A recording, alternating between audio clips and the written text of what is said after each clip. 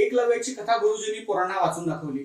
कथा वाचून झाल्यानंतर गुरुजींनी पोरांना प्रश्न विचारला की सांगा पोरांनो, या कथेपासून तुम्ही काय शिकलात? एका सुरात सगळी पोरं म्हणाली की एकलव्यासारखे शिष्य तयार झाले पाहिजेत। गुरुजींनी पोरांचं कौतुक केलं, पण स्वतःच्या शिष्याचा अंगठा मागणारे द्रोणाचार्य का नाकारायचे हे मात्र गुरुजींनी कधी त्या पोरांना सांगितलं नाही। ते सांगण्याचं काम विद्रोही साहित्यानं केलं।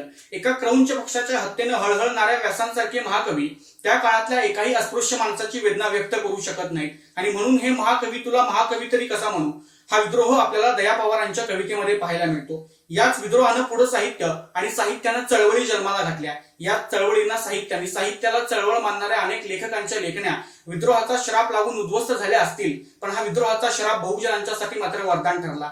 आजपर्यंत ज्या मराठी साहित्याच्या केंद्रस्थानी चंद्र, सूर्य, तारे आणि वारे होते, त्याच मराठी साहित्याच्या केंद्रस्थानी जोगवा वागणारी जोगती विद्रोही साहित्यानं आणली। आजपर्यंत विद्रोह म्हणजे फक्त अश्लील शब्द आणि शिव्या हेच आपण समजत आलो, पण त्या शिव्यांच्या पाठीमागच्या ओव्या आपण कधी समजून घेतल्या नाहीत। 17व्या शतकामध्ये संत तुकोबारायांनी तळागाळातल्यांचे जे प्रश्न ओव्यांच्या माध्यमातून मांडले, तेच प्रश्न 20व्या शतकामध्ये विद्रोही साहित्यानं शिव्यांच्या माध्यमातून मांडले। संत तुकोबारायांची ओवी ही सुद्धा विद्रोहीच होती, आणि ढसाळांची शिवी ही सुद्धा विद्रोहीच होती। त्याच विद्रोही साहित्याची समाज परिवर्तनातली भूमिका मांडण्यासाठी उभा आहे मी सिद्धेश नंदकुमार मिसाळ। विषय बोलतोय विद्रोही साहित्याची समाज परिवर्तनातली भूमिका। मित्रांनो, विषयाच्या सुरुवातीलाच प्रश्न असा निर्माण होतो की विद्रोही साहित्य म्हणजे काय? तर विद्रोही साहित्य म्हणजे फक्त दलित साहित्य नव्हे, तर व्यवस्थेच्या होकाराविरुद्ध नकार ज्या साहित्यामध्ये भरला जातो, मग त्यात स्त्री साहित्य, कामगार साहित्य, आदिवासी साहित्य, संत साहित्य या सगळ्या साहित्य प्रवाहांचा उल्लेख विद्रोही साहित्यामध्ये झालेला आपल्याला पाहायला मिळतो। मित्रांनो, जे साहित्य फक्त अभिजनांपुरतं मर्यादित होतं, जे साहित्य फक्त कीर्तनांमधून देवळात सांगितलं जात होतं, तेच देवळातलं कीर्तन वाळवंटापर्यंत ज्ञानोबांनी आणलं, आणि महाराष्ट्राच्या विद्रोही परंपरेतले पहिले विद्रोही साहित्यिक म्हणजे ज्ञानोबा ठरले। त्याच ज्ञानोबांच्या लेखणीपासून ते संत तुकोबारायांच्या विणेपर्यंत, व्यवस्थेवर असून ओढणाऱ्या महात्मा फुल्यांपासून ते मानवी जीवनाचं उत्थान गाणाऱ्या यशवंत मनोहरांपर्यंत, आणि जात चोरणाऱ्या बाबूराव बागुल यांच्यापासून ते अगदी अलीकडेच आपल्यात कुणीच युद्धखोर नव्हतं असं छातीठोकपणे सांगणाऱ्या सुदाम राठोड यांच्यापर्यंत या सगळ्या माणसांचं साहित्य मला विद्रोही साहित्य वाटतं। मित्रांनो, जिथं सक्ती असते तिथंच विद्रोह दिसून येतो, आणि जिथून आत्मशोध सुरू होतो तिथून साहित्याची निर्मिती व्हायला सुरुवात होते। कथा, कादंबरी, कविता, नाटकं, समीक्षा, एकांकिका, भाषणं या सगळ्या साहित्य प्रकाराला विद्रोही साहित्याने शास्त्र कधी मांडलं नाही, पण शस्त्र मात्र नेहमीच मांडलं, आणि म्हणून विद्रोही साहित्याची समाज परिवर्तनातली भूमिका फार महत्वाची ठरते।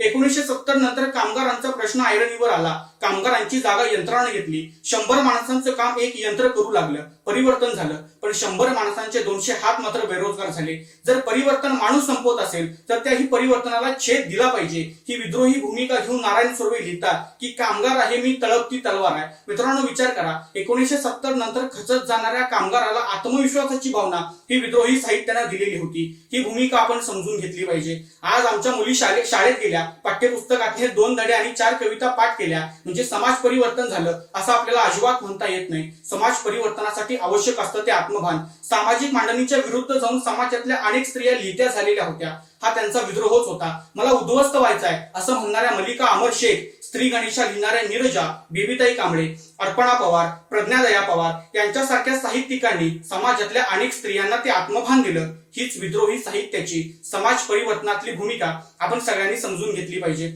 मित्रांनो, स्वाभिमानी माणूस हा समाज व्यवस्थेचा आणि समाज निर्मितीचा महत्वाचा पाया असतो। बाबासाहेब तर नेहमी म्हणायचे की दारिद्र्यापेक्षा स्वाभिमान जास्त महत्वाचा आहे। याच्याही पुढे जाऊन स्वाभिमान जर कशात आहे हे तुम्हाला कळालं तर दारिद्र्य संपवण्याचे हजारो मार्ग तुमच्या समोर निर्माण होतात। ही भूमिका विद्रोही साहित्यानं मांडली। घरात पीठ आहे तर मीठ नाही, तर मीठ आहे तर पीठ नाही असं दरिद्री जीवन जगता जगता ज्योती लांजेवार यांची आई देऊ केलेलं उष्ट अन्न स्वाभिमानानं नाकारताना तू शिकून मात्र आंबेडकरावानी हो बापा हा आशावाद व्यक्त करायला लागते। विद्रोही साहित्यानं त्या आईला दिलेला स्वाभिमान या विषयाच्या अनुषंगाने आपल्याला कधीच नाकारून चालत नाही। व्यवस्थेच्या होकाराला प्रश्न विचारून नकार देणं ही समाज परिवर्तनाची पहिली कसोटी असते। विद्रोह करणाऱ्या साहित्यिकांचं साहित्य केवळ शब्द क्रीडेसाठी किंवा छंद क्रीडेसाठी नसतं, तर परिवर्तनाची भूमिका त्यामध्ये दडलेली असते। त्यांनी विचारलेला प्रश्न हा केवळ प्रश्न नसतो, तर कित्येक पिढ्यांचा आवाज त्यामध्ये दडलेला असतो। रोजच कडिलट होतो ज्यांचा भाकरीच्या काठावरून भुकेसाठी त्यांना स्वातंत्र्याचा कोणता अर्थ सांगायचा हा अरुण काळे यांनी विचारलेला प्रश्न होता। असे असंख्य प्रश्न व्यवस्थेच्या पटलावरती उभे करण्याची भूमिका विद्रोही साहित्याने जोपासली, कारण ते प्रश्नच असतात। जे समाज निर्मितीमध्ये आणि समाज परिवर्तनात महत्वाची भूमिका पार पाडत असतात, ही पक्की जाणीव विद्रोही साहित्याला होती. बुडती हे जन न देखवे डोळा म्हणूनही कळवळा येत असे, हा विचार आम्हाला संतांनी सांगितला. मला वाटतं विद्रोही साहित्याची भूमिका यापेक्षा वेगळी नाही. रोमॅन्टिक मराठी साहित्याला वास्तववादाची किनार विद्रोही साहित्यानं दिली. शब्दांची मोहोळ उठवून रेखाटलेला माणूस विद्रोही साहित्यानं खोडून काढला आणि वास्तववादी जगण्याचे आयाम ओढून घेणारा, गावगाड्यातला जातीपातीत विभागलेला सर्वसामान्य माणूस साहित्याच्या परिघावरती आणण्याची भूमिका ही विद्रोही साहित्यानं पार पाडली. आणि म्हणूनच शंकरराव खरात, शाहीर अण्णाभाऊ साठे, वामनदादा कर्डक, पाश्चिमात्य लेखक राल्फ एलिसन ही सगळी माणसं समाज परिवर्तनाची अग्रदूत झालेली आपल्याला पाहायला मिळतात. मित्रांनो, विषयाच्या समारोपाकडे वळत असताना एक प्रश्न असा निर्माण होतो की येणाऱ्या काळामध्ये विद्रोही साहित्यासमोरचं सगळ्यात मोठं आव्हान काय? तर मला वाटतं हल्ली कॉपी पेस्ट करून पुस्तक छापून पैसा मिळवण्याच्या आणि काल्पनिक कहाण्यांच्या ढिगाऱ्याला साहित्य म्हणण्याच्या काळामध्ये आपण सगळेजण उभे आहोत. आणि अशा काळातही साहित्यामधून समाज परिवर्तन साधता येतं, नवी मूल्य रुजवता येतात, हे विद्रोही साहित्यानं सिद्ध करून दाखवलेलं आहे. समाज परिवर्तनाची भूमिका जपत असताना माणूसच समाज परिवर्तनाच्या केंद्रस्थानी राहिला पाहिजे, ही भूमिका आजपर्यंत जपली आणि तीच भूमिका येणाऱ्या काळामध्ये सुद्धा विद्रोही साहित्यानं जपायला हवी. हेच विद्रोही साहित्यासमोरचं सगळ्यात मोठं आव्हान या विषयाच्या अनुषंगानं आपण सगळ्यांनी लक्षात घेणं गरजेचं आहे. साहित्य संमेलनाची माळ आपल्या गळ्यात पडावी म्हणून अनेक लेखकांनी लेखकांच्याच केलेल्या बदनाम्या दुर्दैवानं मराठी साहित्य संमेलनाला पाहायला मिळाल्या. येणाऱ्या काळामध्ये विद्रोही साहित्यानं कोणती भूमिका पार पाडणं गरजेचं आहे? तर मला वाटतं राजकारणाची शाही ही विद्रोहाच्या पानांवरती कधीही सांडू न देण्याची भूमिका इथून पुढच्या काळामध्ये विद्रोही साहित्यानं निर्माण केली पाहिजे. याच्याही पुढे जाऊन मी असं सांगतो की शेवटी साहित्यानं साध्य काय करायचं असतं? तर विद्रोही साहित्य संमेलनाचे अध्यक्ष आनंद पाटील असं म्हणून जातात की साहित्यानं विचारांना प्रवृत्त करायचं असतं. प्रवृत्त झालेली माणसं मग साहित्याची निर्मिती करायला लागतात आणि साहित्याची निर्मिती ज्या वेळेला व्हायला लागते तेव्हा माणूस माणसाला माणसासारखं वागवायला लागतो. येणाऱ्या काळामध्ये हीच भूमिका विद्रोही साहित्यानं जपावी एवढाच आशावाद व्यक्त करतो आणि थांबते. आणि त्या दंगलीनंतर पोलिसांनी काही आरोपींना अटक केली, न्यायमूर्तींसमोर उभं केलं. न्यायमूर्तींसमोर स्वतःची बाजू मांडत असताना हे आरोपी असं म्हणतात की न्यायमूर्ती महोदय, आम्ही कुठल्याही पद्धतीचा गुन्हा केलेला नाही, तर आम्ही आमच्या धर्माच्या रक्षणासाठी समोरच्या धर्मातील माणसं मारली. त्यावेळेला त्या विचारांवरती व्यक्त होत असताना न्यायमूर्तींनी दिलेलं उत्तर मला वाटतं आजच्या माझ्या विषयाचा सार सांगून जातं. त्यावेळेला न्यायमूर्ती महोदय असं म्हणतात की हा देश कुठल्याही एका धर्मावर किंवा धर्मग्रंथावर चालत नाही, तर हा देश फक्त आणि फक्त संविधानावरती चालतो आणि या देशाचा राष्ट्रधर्म हा मानवतावाद आहे.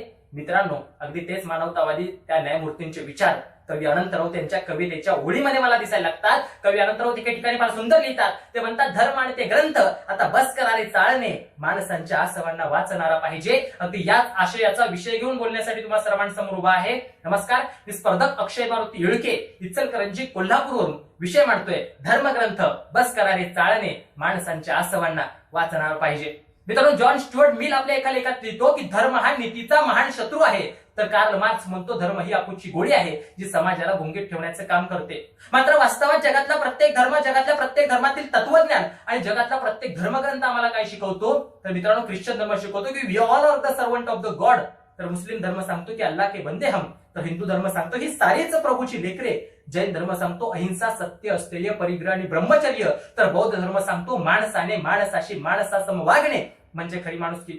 जगातल्या प्रत्येक धर्माचा पाया आम्हाला माणुसकी दिसतो, तरी सुद्धा काही माणसं स्वतःला एका विशिष्ट धर्माच्या चौकटीत बांधून घेतात. मग उभा होतो त्यांचा धर्म, धर्माच्या पाठीमागे त्यांच्या धर्माच्या रंगाचा झेंडा आणि त्या एका रंगासाठी मरायला आणि मारायला तयार असतात हजारो आणि लाखो लोक.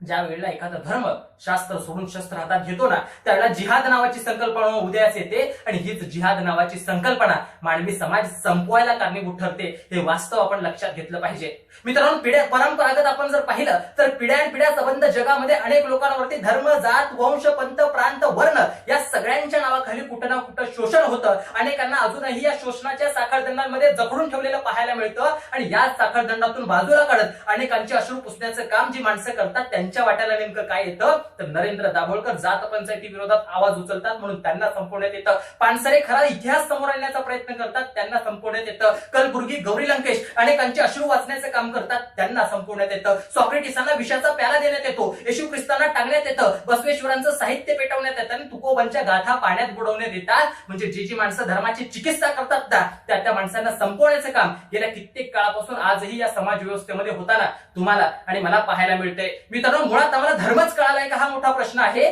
धर्म इरावती कर्वे फार सुंदर सांगतात की धर्म म्हणजे काय आहे. ते म्हणतात धारायती इति धर्म, म्हणजे जो तुम्ही आम्ही धारण करतोय तो आपला धर्म असला पाहिजे. मी विद्यार्थी आहे तर अध्ययन करणे माझा धर्म झाला. तुम्ही शिक्षक असाल तर योग्य अध्यापन करणं हा तुमचा धर्म झाला. तो आम्हाला ओळखता आला पाहिजे. आमची भूमिका एखाद्या कमळाप्रमाणे असली पाहिजे. कमळ ज्याप्रमाणे चिखलात राहतं, पाण्यात राहतं, मात्र स्वतःच्या अंगाला कधीच चिखल पाणी लागू देत नाही, अगदी त्याच पद्धतीने आम्ही नाना विविध धर्मांमध्ये राहतो, मात्र ते धर्म आपल्या अंगाला किती चिटकू द्यायचे हे तुमच्या आणि माझ्या हातात असतात. आपण खुशाल आपला धर्म जपला पाहिजे. भारतीय राज्यघटनेच्या कलम 25 पासून 28 पर्यंत आम्हाला धर्म स्वातंत्र्य आहे आणि ते आम्ही केलं पाहिजे, जपलं पाहिजे. मात्र आम्ही आमच्या धर्माचा स्वीकार आणि धर्माचा वापर फक्त घराच्या चौकटीचे आत केला पाहिजे. ज्या दिवशी आम्ही घराची चौकट ओलांडून बाहेर जाऊ ना, त्या दिवशी खरा तो एकच धर्म, जगाला प्रेम अर्पावे हा साने गुरुजींचा धर्म तुमच्या माझ्या वास्तव कृत्यांमध्ये उतरणं फार महत्वाचं आहे असं मला वाटतं. मित्रांनो, आपण म्हणतो की जगातील प्रत्येक धर्माचा पाया हा माणुसकी आहे. मात्र हाच माणुसकीचा पाया जोपर्यंत कळसापर्यंत जाऊन पोहोचत नाही ना, तोपर्यंत इथं होणारे अन्य अत्याचार, तोपर्यंत इथं होणारे वाद, इथं होणारे दंगे थांबणार नाहीत असं माझं स्पष्ट मत आहे. आणि यासाठीच अनेक लेखक, अनेक कवी काम करताना दिसतात. कवी उमेश सुतार आपल्या एका कवितेत फार सुंदर लिहितात. ते म्हणतात की सिस्टरीन बाई, निरोप द्या माझा त्या जातीचा दाखला लिहिणाऱ्या साहेबाला, की जात आणि धर्माचा रकाना रिकामाच सोड म्हणावं. आणि अगदी हेच विचार वास्तवात सुद्धा उतरवताना अनेक जण दिसतात. आणि राजन खान सारखा साहित्यिक स्वतःच्या मुलाच्या जातीच्या दाखल्यावरती जात माणूस आणि धर्म माणुसकी लिहिताना मला दिसायला लागतो आणि वास्तवात उतरवताना दिसायला लागतो. अगदी मला वाटतं हे विचार आपण देखील वास्तवात उतरवणं तितकंच गरजेचं आहे. ज्यावेळेला परंपरागत आपण बघतोय अनेकांवरती अन्याय अत्याचार होतो, मात्र त्या त्या काळांवरती त्याच लोकांचे अश्रू पुसण्याचं काम देखील अनेकांनी केलं. इतिहासात जर पाहिलं तर तथागत गौतम बुद्ध असतील, भगवान महावीर असतील किंवा मग तुकोबा आणि ज्ञानेश्वर माऊलींनी तर अनेकांच्या व्यथा आपल्या साहित्यातून मांडल्या. आणि छत्रपती शिवाजी महाराज, शंभूराजांनी तर त्या व्यथा दूर करण्याचं काम केलं होतं. आणि 19व्या 20व्या शतकामध्ये जर आपण पाहिलं तर फुले शाहू आंबेडकर असतील किंवा राजा राममोहन रॉय असतील किंवा अण्णाभाऊ साठे असतील, यांनी अनेकांचे अश्रू वाचण्याचं काम केलं, ते पुसण्याचं काम केलं आणि ते मांडण्याचं सुद्धा काम केलं. आणि आता 21व्या शतकात आपल्या महाराष्ट्राचा जर विचार केला तर पुण्यामधलं अवचट नावाचं दाम्पत्य, तिथली व्यसनाधीनता दूर झाली पाहिजे, अनेकांच्या घरामध्ये सुख आलं पाहिजे, याच्यासाठी प्रयत्न करतं. तर सोलापूर मधलं देशपांडे नावाचं दाम्पत्य विदर्भात जातं आणि अनेकांचे पाण्याचे प्रश्न सोडवताना दिसायला लागतं. बाबा आमटे असतील, प्रकाश बाबा आमटे असतील, स्वतःचं संपूर्ण आयुष्य त्या आदिवासी पाड्यांमधील त्या लोकांसाठी खर्ची घालतात. आणि डॉक्टर अभय भंग अनेक लहान लहान त्या मुलांवरती उपचार त्या गडचिरोलीमध्ये करताना दिसतात. आणि सिंधुताईसारखी माय अनेक लेकरांना धर्म न बघता गुराशी कवटाळण्याचं काम करते. ही सगळी माणसं धर्म वाचत नाहीत, धर्म चाळत नाहीत, तर फक्त आणि फक्त माणूस वाचण्याचं काम करतात. आणि या कोरोनाने मला वाटतं खरा धर्म तुम्हाला आणि मला शिकवला. ज्या कोरोना कालखंडामध्ये माणसं परमेश्वराचा धावा करत होती की हे ईश्वरा आम्हाला या संकटातून वाचवले, त्यावेळेला त्या परमेश्वरानं सुद्धा स्वतःच्या मंदिराची दारं बंद करून घेतली होती. मंदिर, मस्जिद, चर्च, गुरुद्वार सगळीकडे लॉकडाऊन होतं, सगळीकडे सॅनिटायझेशन केलं जात होतं. त्यावेळेला भुकेलेल्या पोटाने अनेक माणसं म्हणत होती की रोटी से बडा ईश्वर और भूख से बडा मजहब हो तो हमें बता देना, हमें उस भगवान से मिलना है. त्या काळामध्ये नेहमीप्रमाणेच सदरक्षणाय खलनिग्रहणाय या स्वतःच्या ब्रीद वाक्याला साजेसे काम करत सदांचं रक्षण करण्यासाठी, दुर्जनांचा सहार करण्यासाठी रस्त्यावरती उभा राहिलेला दिसला तो म्हणजे तुमचा आणि माझा पोलीस बांधव. तर दुसऱ्या बाजूला आज हा विषाणू सारा जग संपू पाहतोय, मानव जात संपू पाहतोय, मात्र त्याचा तो मानस आम्ही कधीही पूर्ण होऊ देणार नाही. त्यासाठी आमचे प्राणही गेले तरी 72 असे म्हणणारे डॉक्टर्स. तर एका बाजूला आज हा विषाणू अनेकांचे जीव घेतोय, मात्र तरी सुद्धा स्वतःचा जीव धोक्यात घालून साफसफाई करणारे साफसफाई कर्मचारी असतील, या सगळ्या माणसांनी आम्हाला मानवता धर्म शिकवला. आणि इतकंच नाही तर ज्या काळामध्ये माणसांना रक्ताचा तुटवडा निर्माण होत होता, त्यावेळेला कुठलाच धर्म बघून रक्त घेतलं जात नव्हतं, तर त्यावेळेला इतर धर्मातील माणसं सुद्धा माणूस म्हणून रक्तदान करत होती. आणि तीच रक्तदान करणारी माणसं मला खरा धर्म शिकून जात होती. ज्यावेळेला ऑक्सिजन लोकांना मिळत नव्हतं, त्यावेळेला स्वतःच्या गाड्या विकून ऑक्सिजन सिलेंडर दवाखान्याला देणारी माणसं दिसत होती. त्यांच्यामध्ये मला खरा धर्म दिसला. तो धर्म जर आम्ही ओळखला आणि वास्तव कृत्यांमध्ये उतरवण्याचा प्रयत्न केला ना आम्ही, तर आम्हाला कुठलाच धर्मग्रंथ चालण्याची गरज नाही असं माझं स्पष्ट मत आहे. तो तुम्ही उतरवाल हाच इतका आशावाद व्यक्त करतो. आणि शेवटी इतकंच, हीच आमची प्रार्थना आणि हेच आमचे मागणे की माणसाने माणसाशी माणसासम वागणे मनपूर्वक सहन करावे लागते सापेक्ष वंचितता. जिथं आम्ही फक्त बघत असतो वाट उद्याणाऱ्या नव्या क्रांती आणि बदलाची, आणि जिथं वाढत असतो तणाव माणसाच्या आयुष्यातला, तोही माणसाबद्दलचाच, तिथं निर्माण होतो जनाक्रोश, उठवला जातो आवाज, कसल्या जातात मोठी, पेटून उठते बंड शोषिक समाज व्यवस्थेच्या विरोधामध्ये, भिरकावली जातात मग जात धर्म पंथ वंश ही सगळी बंधनं, घेतली जाते मग तलवारीहून धारदार असणारी लेखणी हातामध्ये, आणि मग ओसंडून वाहतो पिढ्यापिढ्यांचा आक्रोश महासागरासारखा कागदाच्या भुईवरती. हीच बंडखोर लेखणी खालते जन्माला, साहित्याच्या चाकुरीबद्धतेच्या पलीकडला विद्रोह, हेच साहित्याचं विद्रोही पण जगतं स्वतःही प्रस्थापित लालित्याच्या छताडावरती पाय देऊन आणि जगवतही गावकुसा बाहेरच्यांना ताट मानेनं, कारण मानवता हे विद्रोही साहित्याचं कुळ आहे आणि विद्रोह हे समाज परिवर्तनाचं खरं मूळ आहे. आणि हाच विद्रोह परिवर्तन घेऊन व्यक्त होतो. हिरा बनसोडेंच्या शब्दात, या क्रांतीच्या वाटेवरती मी लाल गुलाब रोवलेत, माणसांच्या पाऊलखुणा मिळाव्यात म्हणून. प्रत्येक झाडावर कोरली आहेत प्रतिज्ञेची अमर वाक्य, प्रत्येक छावणीत ठेवली आहेत विजांची शस्त्र. तुमच्या भात्यातील बाण संपल्यावरती धैर्य देतील तुम्हाला. उद्याची पर्वा न करता आयुष्य झोकलंच आहे लढ्यात. विजय हो अथवा न हो, पण क्रांती अटळ होती आणि आहे. या समाजाच्या जिवंतपणाचं लक्षण असणाऱ्या आणि समाज परिवर्तन घडवू पाहणाऱ्या साहित्यरूपी विद्रोहाची भूमिका आपणासमोर मांडण्यासाठी उभा आहे. नमस्कार. विषय बोलतोय विद्रोही साहित्याची समाज परिवर्तनातील भूमिका. भालचंद्र फडके लिहितात की विद्रोह हा मूल्यांच्या प्रतिष्ठापनेसाठी असतो. एक मूल्यसमूह नाकारून नवीन मूल्यसमूह अस्तित्वात यावा असा त्याचा उद्देश असतो. पण जर मूल्यभावच नसेल तर विद्रोहालाही काही अर्थ उरत नाही, ही साधी गोष्ट. म्हणूनच सामाजिक परिवर्तनाचे चैतन्य रूप आणि सामाजिक न्यायाकरिता साहित्य रूपातून उचललेले पाऊल म्हणजे खरं विद्रोही साहित्य होय. विद्रोही साहित्याच्या अनुषंगाने लिहित असताना दया पवार एक संदर्भ देतात की चिनी भाषेमध्ये एक लोककथा आहे की आपल्या नगरीमध्ये एक महाप्रचंड घंटा एका राजाला तयार करायची होती. ती घंटा आश्चर्य ठरावी अशी त्याची इच्छा होती. त्यासाठी त्यानं घंटेचा एक मोठा साचा तयार केला होता. मग उकळते रसायन त्या साच्यामध्ये अनेक वेळा ओतले गेले, पण ती घंटा मात्र आकार घेत नव्हती. त्याला सतत तडा जात होता व कालांतराने शेवटचा प्रयत्न म्हणून उकळते रसायन साच्यामध्ये ओतले गेले. तेव्हा तिथं काम करणारा एक कारागीर त्या उकळत्या रसात लोटला गेला. त्याचे शरीर, रक्त, हाडे हे सगळं त्यामध्ये मिसळून गेलं आणि जगातील महान अशी घंटा आकाराला आली.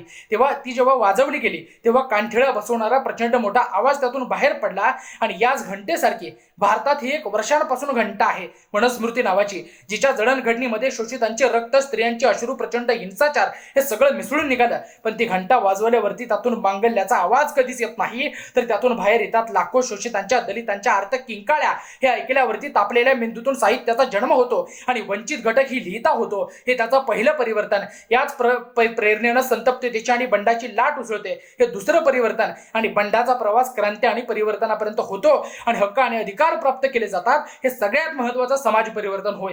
मग समाज परिवर्तन घडवून आणणाऱ्या विद्रोही साहित्याचा विचार केला तर गुलामगिरीच्या प्रथेतून सुटका करून घेण्यासाठी जगातल्या सर्व श्रीमंत सत्ताधाऱ्यांच्या विरोधात संघर्ष करून गुलामीच्या बेड्या बाजूला सरणारं साहित्य म्हणजे निग्रोंचं विद्रोही साहित्य असेल किंवा शतकानुशतक अंधश्रद्धा, दारिद्र्य, वेडीबेगारी, सावकारांच्या भांडवलदारांचा छळ हे सगळं सहन करून एखादा भुजंग मिश्राम जेव्हा लेखणीतून आग ओकतो तेव्हा शतकानुशतक वंचित असलेल्या आदिवासी समाजाकडेही माणूस म्हणून बघण्याचा दृष्टिकोन समाजाला प्राप्त होतो आणि मग त्यांच्याही जगण्याला अर्थ येतो साहित्यातला विद्रोहाच्या जिवंतपणामुळेच. ऋग्वेदातल्या पुरुषसत्ताक शूद्रांचा चुकीचा इतिहास स्वार्थासाठी कसा घुसवला गेला आहे हे संदर्भासहित दाखवून शूद्रांना त्यांचा अभिमान आणि अस्मिता परत मिळवून देऊन त्यांना परिवर्तनाच्या वाटेवरती ती आणून ठेवणारे आणि शेकडो विवेकी बंडखोरांना जन्म देणारे बाबासाहेब आंबेडकरांचे विद्रोही साहित्य असेल किंवा समाजरचना आणि प्रस्तावित मूल्यांना आव्हान देणारं एक बंडखोर मन दलित स्त्रियांच्या विद्रोही साहित्यातून व्यक्त होऊ लागलं. मग त्यामध्ये पुरुष सत्ताक व्यवस्थेला खडेबोल सुनावणारी उर्मिला पवार यांचे आयदान असेल किंवा जातीमुळे सहन करावा लागणारा त्रास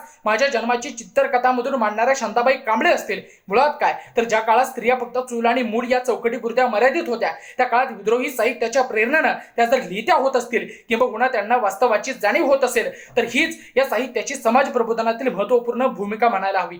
विद्रोह हिंसात्मकच असतो असं नाही, तर विद्रोह हा शांततेने सुद्धा करता येतो. म्हणून समाजात वाढत चाललेली जातीयतेची उतरंडी, माणसाच्या वाढता स्वार्थ, हिंसाचार यामुळे ढासळलेला सामाजिक समतोल अशी भोवतालची जगाची अवस्था असून सुद्धा सर्वांसाठी स्वतःच्या ज्ञानाची द्वारे खुली करून देणारा आणि अशातच शांतता, प्रेम, करुणाही तत्व रेखाटणारा बुद्धही मला विद्रोहीच वाटतो. जर तेव्हा बुद्धांनी रेखाटलेली हीच तत्व आज समाज प्रबोधनासाठी महत्वाची केंद्रबिंदू ठरत असतील तर ही भूमिका फार महत्वाची वाटते. समाजमन जागृत करणाऱ्या बाबुराव बागुलांच्या कथा साहित्यातून समाजाला आरसा दाखवणारा अण्णाभाऊ साठेंचा फकीरा इतकंच काय, मस्तक पेटवणाऱ्या ढसाळांच्या शिव्या यांनी दलित साहित्याच्या माध्यमातून वंचित वर्गाच्या वेदना समाजाला दाखवल्या आणि न्याय मिळवून देण्याचं काम केलं. हाच आक्रोश जेव्हा साहित्यातनं विद्रोही रूपातनं उमटतो तेव्हा लिहिलं जातं, सडत होतो आम्ही अगदी किड्यांसारखे आजपर्यंत, लक्तरात गुंडाळलेले आमची आबरू गोलपीठावर नागवणाऱ्यांनो तुमचा राज जवळ आलाय, आम्ही जिवंत झालो आहोत आता, तुमच्या पापाचे छिणाल गट फोडण्यासाठी 1940 मध्ये शिकागोच्या होट्टोमधील जीवनाचे वास्तववादी चित्र रेखाटून समाजाला पेटून उठायला भाग पाडणारा रिचर्ड राईटच्या नेटिव्ह सन कादंबरीचा नायक असेल किंवा कृष्णवर्ण्यांच्या अवस्थेची जाणीव करून देत व्यवस्थेला स्वतःच्या साहित्यातून प्रखर विरोध करणारा काक्स्टन ह्यूज असेल, अशा साहित्यिकांनी परिवर्तनाचे 3 टप्पे म्हणजे बदल, क्रांती आणि विद्रोह त्याला खतपाणी घालण्याचं काम केलं. म्हणून समाज परिवर्तन घडू शकलं आहे ही गोष्ट आम्ही कदापि नाकारू शकत नाही. तुकोबा चोखोबरपासून आंबेडकर ढसाळांपर्यंत प्रस्थापित व्यवस्थेच्या विरोधामध्ये लिहिल्या गेलेल्या साहित्यानं तत्कालीन काळामध्ये संघर्षमय बंड तर केलंच, पण आज जेव्हा आमच्या सुअस्तित्वावरती प्रश्नचिन्ह उभं राहतं तेव्हा आम्हाला जर त्यांचं तेच साहित्य प्रेरणादायी ठरत असेल तर मग हीच बदलाची, विद्रोहाची आणि क्रांतीची खरी नांदी आहे असं म्हटलं तर वावगं ठरू नये. साहित्य हे विवेक, तर्क आणि नैतिकता या त्या 3 गोष्टींवर प्रामुख्यानं समाज मनामध्ये रुजवण्याचं काम करत असतं आणि त्यातच विद्रोही साहित्य ते अधिक प्रखरपणे करतं. एकंदरीत समाज परिवर्तनासाठी आणि समाजाच्या विकासासाठी विवेक, तर्क आणि नैतिकता ही 3 मूल्य समाजामध्ये असणं गरजेचं असतं. मग जर हीच मूल्य साहित्याच्या माध्यमातून पेरली जात असतील तर मग यापेक्षा मोठी आणि ठाम विद्रोही साहित्याची समाज परिवर्तनामध्ये दुसरी कोणती भूमिका असेल असं मला तरी वाटत नाही. म्हणून या विषयाचा निष्कर्ष शेवटी इतकाच सांगेल की समाज परिवर्तन घडवू पाहणाऱ्या याच विद्रोही साहित्याला आता लागू नये कोणाचाही दंभस्पर्श त्याने निस्तनाभूत करून टाकाव्यात. सांस्कृतिक दहशतवादाच्या झुंडी नकाराच्या जाळ्याला कातरून उभं करावे नवधरण ज्यात उपजेल मानवतेचं बीज तरारून, कारण हेच विद्रोही साहित्य म्हणजे एक असा मंच जो खुला असतो सर्वांसाठी, जो उचलून धरतो मानवतेचा ध्वज आभाळापार आणि टाकतो दान शोषितांच्या पदरामध्ये स्वीकाराचं. तोच मानवतेचा ध्वज आपल्याही हाती कधीतरी यावा येईल का आशावाद. शेवटी भीमराव तांबेंच्या शब्दात इतकंच, मुर्दांडांच्या नसानसात तुलाच पेरावं लागेल धर्मनिरपेक्ष राष्ट्रप्रेम आणि आता तुलाच व्हावं लागेल नायक क्रांतीचा, कारण प्रेत कधीच करत नाहीत विद्रोह. मनपूर्वक धन्यवाद. मित्रांनो, सृष्टीचा हा कल्पना रम्य परंतु कल्पनातीत पसारा, याच पसाऱ्याच्या पिसाऱ्यात नाना रंगात रंगवणं परमेश्वरी इच्छेचे गुण उकलण्यासाठी किंवा उखाडण्यासाठी मानवाच्या अहनिर्षत चाललेल्या धडपडी, याच धडपडीच्या आणि धकाकीच्या मामल्यात सत्ता प्रस्थापनार्थ चाललेले चुरशीचे सामने, हा संपूर्ण देखावा शांत चित्ताने आणि चिकित्सक दृष्टीने निरीक्षण करणाऱ्याला अखेर हेच लक्षात येतं की या संपूर्ण विश्वव्यापी खटाटोपाच्या चैतन्य शक्तीचा मूळ उगम, पृथ्वीच्या गोलाला हादरवून सोडणारा पॉवर डायनामो केवळ धर्म हीच संकल्पना आहे. कारण मानवी संस्कृतीला काळिमा फासणाऱ्या या संपूर्ण गतिशील इतिहासामध्ये केवळ धर्म हीच संकल्पना आपल्याला केंद्रस्थानी दिसते. आणि म्हणून आपल्याला कधी कधी धर्म ही संकल्पना गंजाड्याने निर्माण केलेली अफूची गोळी वाटणं साहजिकच आहे, परंतु गेल्या 2000 वर्षांपासून तिचा प्रभाव कमी झालेला आपल्याला दिसून येत नाही. मग धर्म आणि धर्मग्रंथांना सारून आपण खरोखरच माणसांची आसवे वाचू शकतो का? किंवा मग धर्मग्रंथांना वाचून त्यांना समजून त्यातल्या उणिवा दोष नाकारून आपण पुन्हा एकदा नव्याने मानवतेची मुहूर्तमेढ रोवू शकतो का? याच मुद्द्यांचा परामर्श घेण्यासाठी तुमच्या समोर उभा आहे मी जगताप प्रसाद देवीदास. विषय बोलतोय धर्मग्रंथ बस करारे चाळणे, माणसांच्या आसवांना वाचणारा पाहिजे. मित्रांनो, कवी अनंत राऊत यांच्या कवितेचा सखोल विचार केल्यावर निरीक्षणाअंती आपल्या लक्षात येतं की धर्मग्रंथांना चाळणाऱ्या डोळ्यांना माणसांच्या जाणीवेपेक्षा धर्माच्या अस्मिताच अधिक महत्वाच्या वाटतात. आणि म्हणून माणसाशी नाते नासविणाऱ्या धर्माच्या अस्मितांना टोकदार बनविणाऱ्या धर्मग्रंथांना चाळत बसण्यापेक्षा माणसांच्या जाणीवेला जाणणारा आणि माणसांच्या आसवांना समजणारा माणूस कवीला कवितेच्या माध्यमातून अपेक्षित आहे. परंतु मित्रांनो, माणसांच्या जाणीवेला जाणणारा आणि माणसांच्या आसवांना वाचणाऱ्या माणसाची जर का आपल्याला निर्मिती करायची असेल तर मला असं वाटतं धर्मग्रंथांना दूर सारून अजिबातच चालणार नाही. या उलट धर्मग्रंथांना वाचून त्यातले दोष आणि उणिवा समजून घेणं तितकंच महत्वाचं आहे. कारण सुप्रसिद्ध इतिहास तज्ञ आचार्य नरहर कुरुंदकर देखील असं म्हणतात की आम्हाला आमच्या धर्मग्रंथांचा इतका अभिमान का वाटतो? कारण आम्ही ते कधी वाचूनच पाहिलेली नसतात. जगात आज धर्मग्रंथांना न वाचता त्यांचा खोटा अभिमान बाळगणाऱ्या लोकांचीच संख्या जास्त प्रमाणात वाढली आहे. कारण जगातला प्रत्येक धर्म माणुसकीला मध्यस्थानी ठेवून निर्माण झालेला आहे. अगदी बौद्ध, जैन, ख्रिश्चन आणि हिंदू धर्मांचा पाया तर अहिंसेच्या पायावर उभारलेला आपल्याला दिसून येतो. जगात कट्टर आणि आक्रमक समजल्या जाणाऱ्या इस्लाम धर्मातही मोहम्मद पैगंबर पारा नंबर 22 आयत नंबर 28 आणि सफा नंबर 544 वर असं लिहितात, ला इल्लाह इल्लिल्लाह मुहम्मदुर रसूलुल्लाह, अर्थात या जगात ईश्वर एक आहे, देव एक आहे आणि प्रत्येकानंच मानवता जोपासली पाहिजे. हिंदू धर्मात देखील आर्य ज्या कर्माची स्तुती करतात तो धर्म आणि ज्याची निंदा करतात तो अधर्म, अशीच धर्माची व्याख्या केली आहे. पार्शर मुनी देखील सत्यालाच धर्म आणि धर्मालाच प्राण मानत असतात. एकीकडे बुद्धी सम्राट महामानव डॉक्टर बाबासाहेब आंबेडकर आयुष्यभर हिंदू धर्मातल्या चुकीच्या रूढी प्रथा परंपरांचा कडाडून विरोध करतात, तर दुसरीकडे सतसत विवेकी विचारांच्या पायावर उभारलेल्या बौद्ध धर्माचा ते स्वीकार करतात. महात्मा फुले देखील सर्वसाक्षी जगतपती, नकोच त्याला मध्यस्थी असं म्हणत सार्वजनिक सत्य धर्माची स्थापना करतात. अर्थात काय तर जगातला प्रत्येक तत्वज्ञ, विचारवंत, बुद्धिवंत धर्मग्रंथांना वाचून त्यातले दोष उणिवा नाकारतो. मात्र जगातला कुठलाच बुद्धिवंत धर्म या संकल्पनेला पूर्णपणे नाकारत नाही. त्यामुळं धर्मग्रंथांना वाचून आपण माणसांची अश्रू सुद्धा वाचू शकतो, ही गोष्ट आपण लक्षात घेतली पाहिजे. परंतु मित्रांनो, ज्यावेळेस या धर्माच्या अस्मिता जाणीवपूर्वक इतर धर्माशी जोडल्या जातात, माझा धर्म श्रेष्ठ, त्याचा धर्म कनिष्ठ, अशा अभिनिवेशी चर्चा रंगविल्या जातात ना, तेव्हा मात्र आपल्याला धर्मग्रंथांच्या संदर्भासमोर मरून पडलेल्या माणसांचे मृतदेह देखील क्षुल्लक वाटायला लागतात. म्हणजे मला माहित नाही, इस्रायल, पॅलेस्टाईन आणि हमासच्या वादात अडकलेल्या जेरुसलेमच्या जमिनीवर कुराणानुसार मोहम्मद पैगंबर उडत्या घोड्यावरून उतरले होते का? आणि त्यात जेरुसलेमच्या मातीतून ते जन्नतला मार्गस्थ झाले होते का? किंवा मग याहुदींच्या हिब्रू बायबलनुसार त्यात जेरुसलेमच्या मातीत जगातला पहिला पुरुष म्हणजे ॲडमची उत्पत्ती झाली होती का? किंवा मग ईसाईंच्या बायबलनुसार त्याच जेरुसलेमच्या मातीत ईसा मसींनी शेवटचा उपदेश देऊन स्वतःच्या देहाचा त्याग केला होता का?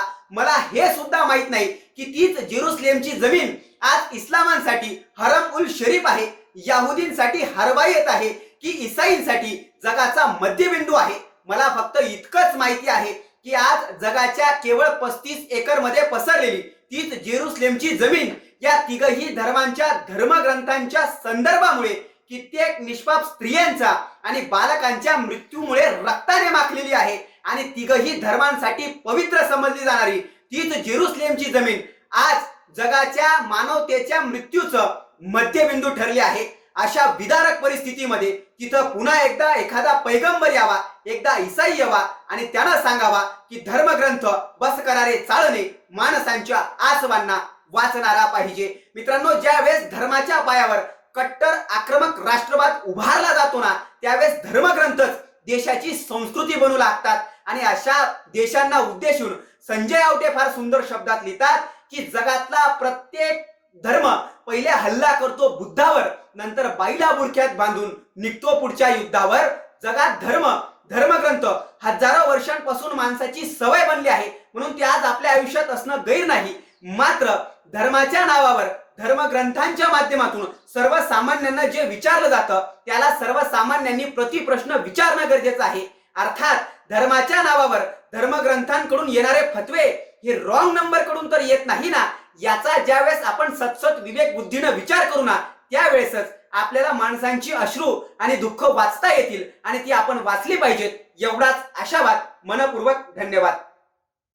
कागदाच्या भुईवरती भटकंती करताना अवतीभोवती अक्षर आणि शब्दांची पडझड असली म्हणून कोणी साहित्यिक होत नसतो. नजरेच्या टप्प्यात वास्तवाला टिपून काळजाचा तुकडा जेव्हा भाजून निघतो तेव्हा वास्तवाच्या चटक्यांशी संभोग करणारा साहित्यिकाच्या पोटी विद्रोह जन्म घेतो. वेदनेची उशाने आक्रोशांचं पांघरून घेऊन निजलेल्या कैक माणसांना जेव्हा जाग येत नाही तेव्हा त्यांच्यासाठी झुंजीचं आणि बंडाचं शस्त्र घेऊन शब्द रूपाने पोहोचावं लागतं. तेव्हा विद्रोही साहित्य जन्म घेतं, चळवळी उभ्या राहतात आणि समाज परिवर्तन होतं. अगदी याच विषयावर बोलण्यासाठी तुमच्या समोर उभा आहे काळंगे सुजी श्रीमंत कर्मवीरराव पाटलांच्या छत्रपती शिवाजी कॉलेज साताराचा विद्यार्थी. विषय बोलतोय विद्रोही साहित्याची समाज परिवर्तनातील भूमिका. प्रस्तुत विषयाची मांडणी करत असताना संस्कृत साहित्यिक बामहदंडी यांचं एक साहित्य विषयीचं मत मांडणं अत्यंत महत्वाचं वाटतं. ते असं म्हणतात की साहित्याच्या समोरचं सगळ्यात महत्वाचं प्रयोजन हे समाज परिवर्तन असतं. याच्या दृष्टिकोनातून विद्रोही साहित्याला पाहिलं तर एक काळ असा होता ज्या काळामध्ये कुत्र्याला भाकर आणि मुंगीला साखर दिली जात होती, ज्या काळामध्ये अवता अवतात आणि दवता दवतामध्ये प्रचंड मोठं अंतर होतं आणि कितीतरी गोष्टींना विटाळ मानलं जात होतं, त्या काळामध्ये माणूस माणसाला स्वीकारत नव्हता. अशा सगळ्या काळामध्ये माणसाने गाणे गावे माणसाचे असं म्हणत सर्वसामान्य माणसांना खडाडून जागं करण्याचं काम करण्यासाठी विद्रोही साहित्यानं जन्म घेतलेला आपल्याला पाहायला मिळतो. नामदेव ढसाळांच्या माध्यमातून कितीतरी गोष्टींवरती घाव घातला जातो किंवा 1960 नंतर मुख्यतः हा प्रवाह मानला जात असेलही, परंतु याची सुरुवात त्याच्याही आधी झाली होती. नाटाळाचे माती हानुकाठी असं म्हणणाऱ्या जगद्गुरु तुकाराम महाराजांपासून ही सुरुवात झालेली आपल्याला पाहायला मिळते. मग संत चोखामेळा असो, कर्ममेळा असो किंवा डोईचा पदरा आला खांद्यावरी भरल्या बाजारी जाईल मी असं म्हणणाऱ्या जनाबाईपासून ते अगदी अलीकडच्या कालखंडामध्ये खऱ्या अर्थानं भाकरीसाठी लढा असं म्हणणाऱ्या अण्णाभाऊ साठेंपर्यंत हा प्रवास येऊन पोहोचतो. परंतु आजही हा प्रवास थांबलेला नाही असं आपल्याला दिसतं.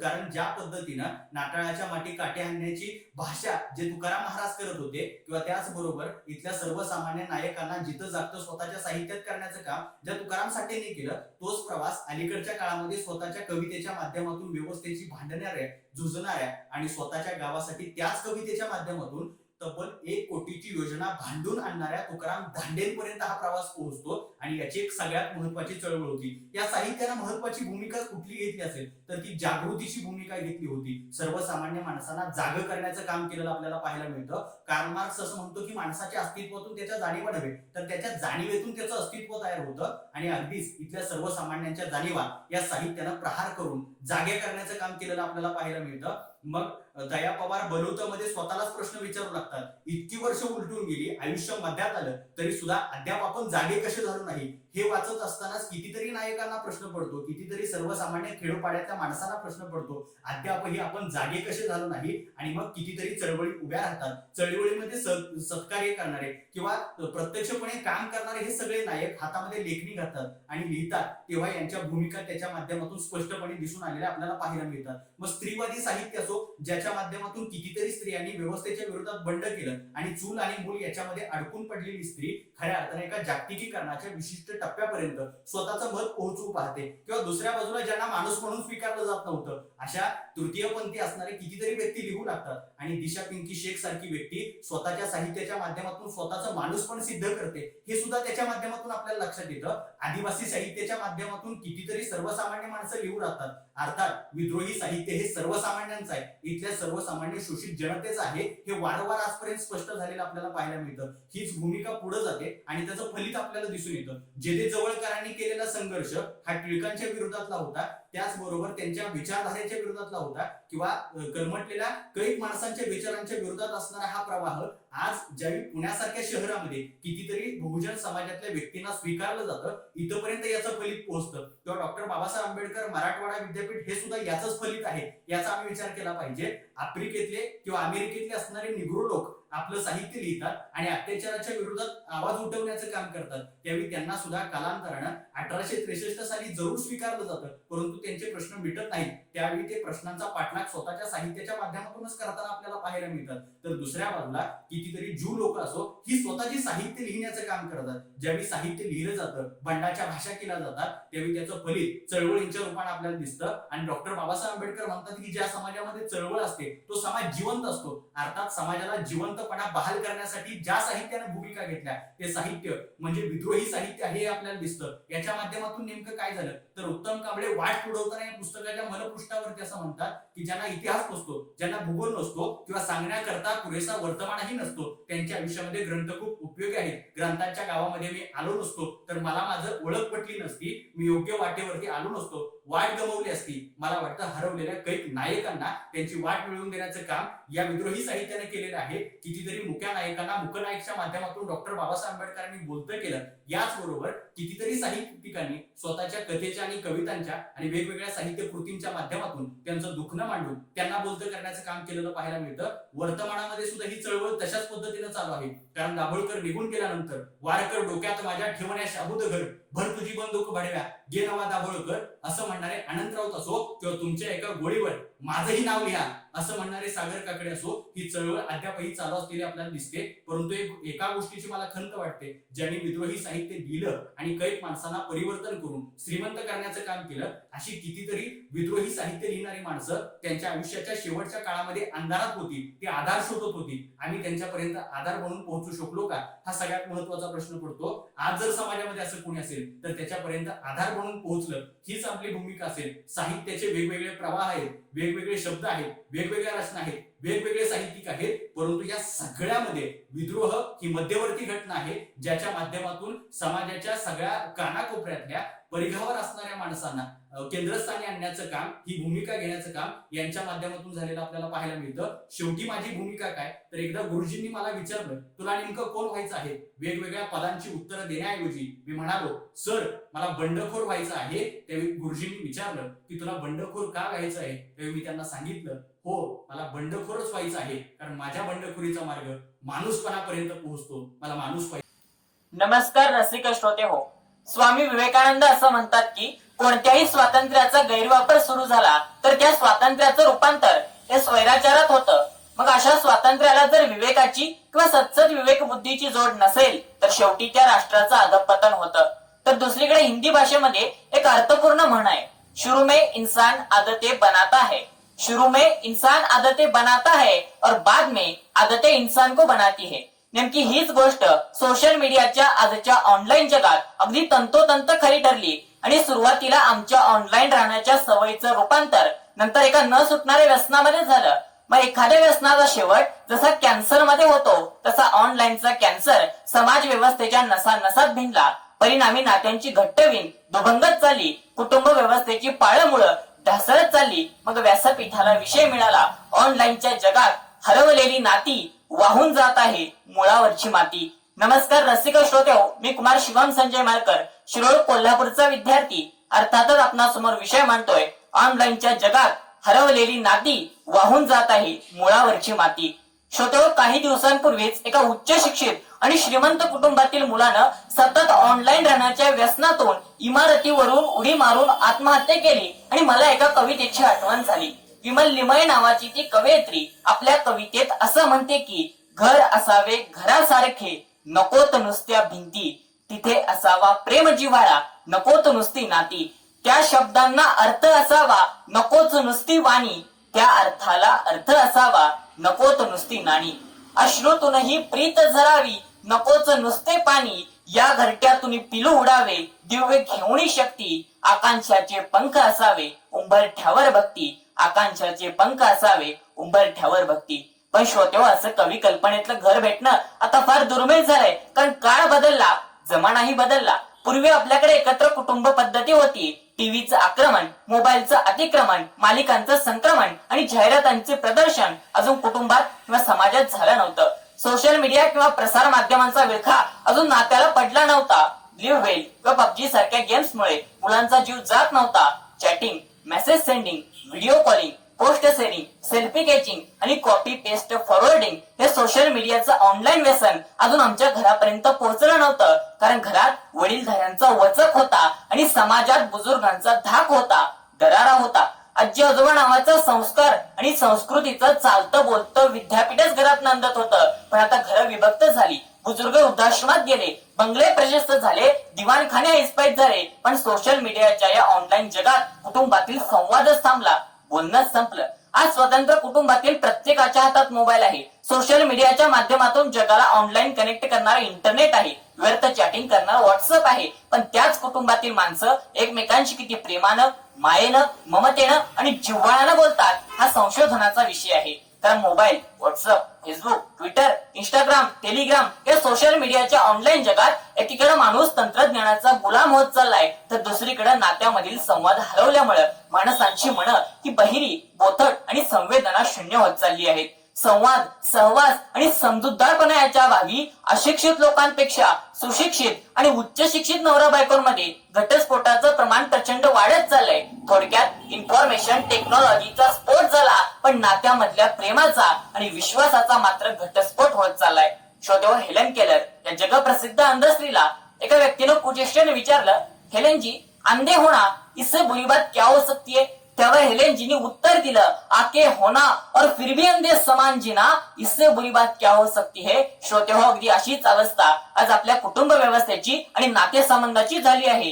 कारण डोळे असून आंधळ्यासारखं वागणाऱ्या आणि तोंड असून मुक्यासारखं जगणाऱ्या आजच्या पिढीला सोशल मीडियाच्या ऑनलाईन व्यसनामुळे आपल्या घराचं थिएटर झालंय आणि आपल्याच आयुष्याचा सिनेमा झालाय याचं भानच राहिलं नाही. कारण सोशल मीडियावर दिवसभर सुरू असणाऱ्या online video clips, video games, नाचगाणी, नृत्य लावणी, निखळ मनोरंजनापेक्षा आणि संस्कार आणि संस्कृतीच्या दर्शनापेक्षा अंग प्रदर्शन घडवणारी विकृत मनोवृत्ती SMS, फेसबुक व ट्विटरच्या माध्यमातून मुलींची किंवा महिलांची अश्लील छेड काढणं, त्यांच्या चरित्रावर शिंतोडे उडवणं या संबंधीच्या बातम्या किंवा व्हिडिओ क्लिप्स बघायला आम्हाला सतत वेळ आहे, पण आपल्या मुलांशी किंवा जीवाभावाच्या माणसांशी बोलायला मात्र आम्हाला वेळ नाही. कारण सतत ऑनलाईन असणाऱ्या आजच्या पिढीचा आपल्या आई बाबांशी होणारा संवाद आता हरवत चाललाय. आजी आजोबांशी त्यांचा संपर्क तुटत चाललाय. मामाचा गाव आता हरवत चाललाय. पै पाहुणे, सगळे सोयरे, मित्रमंडळी यांचं घरी येणं, भेटणं, बोलणं, बसणं हे सुद्धा मला नको असं झालं आहे.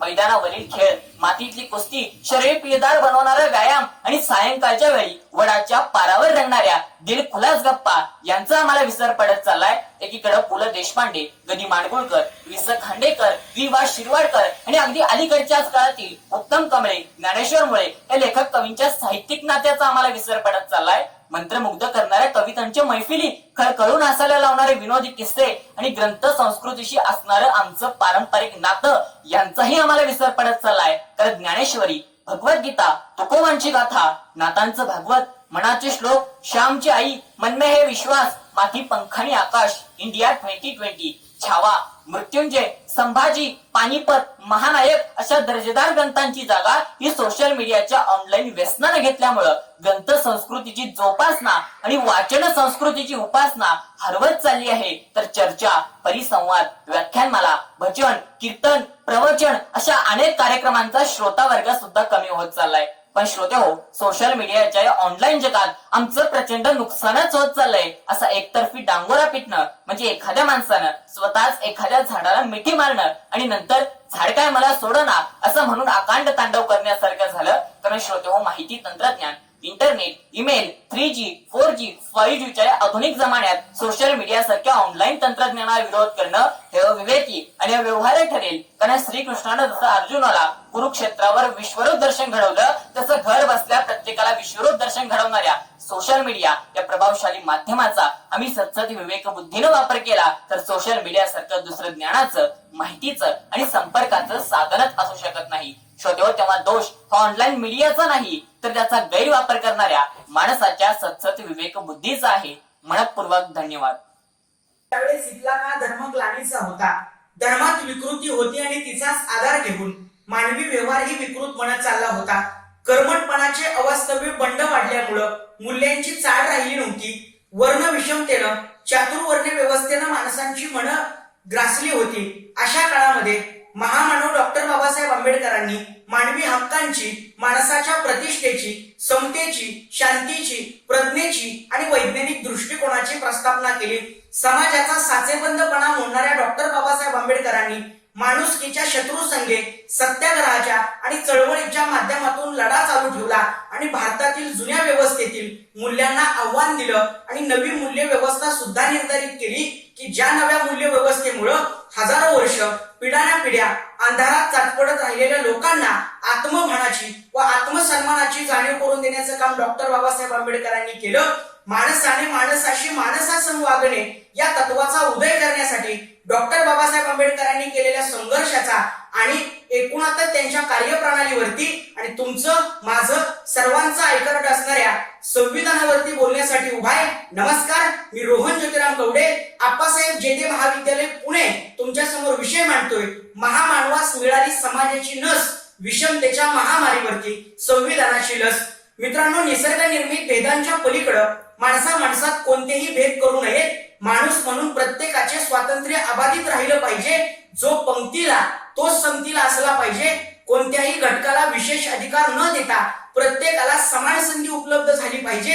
राजकीय समतेबरोबरती सामाजिक व आर्थिक समता सुद्धा प्रस्थापित झाली पाहिजे असं बाबासाहेबांचं मत होतं. बाबासाहेबांनी स्त्री आणि पुरुष या लिंगभेदापासून ते जात धर्म पंथ यामध्ये विभागल्या गेलेल्या सामाजिक भेदांपर्यंत आहे रे नाही रे या आर्थिक भेदांपासून ते अल्पसंख्याक बहुसंख्याक या सांस्कृतिक भेदांपर्यंत उभी राहिलेल्या या समाजाची खरी नस ओळखली आणि विषमतेच्या या महामारीवरती संविधान रूपी लस निर्माण करण्याचं काम केलं की ज्या संविधानामुळे स्वतः प्रकाशित होऊन इतरांना प्रकाशित करण्याची क्षमता या संविधानामुळे इथल्या लोकांना निर्माण झालेली पाहायला मिळते. खरं तर भारतावरती ज्यावेळेस ब्रिटिशांची सत्ता होती त्यावेळेस त्या ब्रिटिशांकडून आपलं राजकीय स्वातंत्र्य मिळवण्यासाठी अनेक नेते संघर्ष करत होते. परंतु त्याच वेळेस बाबासाहेब मात्र इथल्या स्वकीयांविरुद्ध रूढी परंपरा आणि बुरसटलेल्या विचारांबरोबरची लढत इथल्या माणसांचं सामाजिक स्वातंत्र्य मिळवण्याचं काम करत होते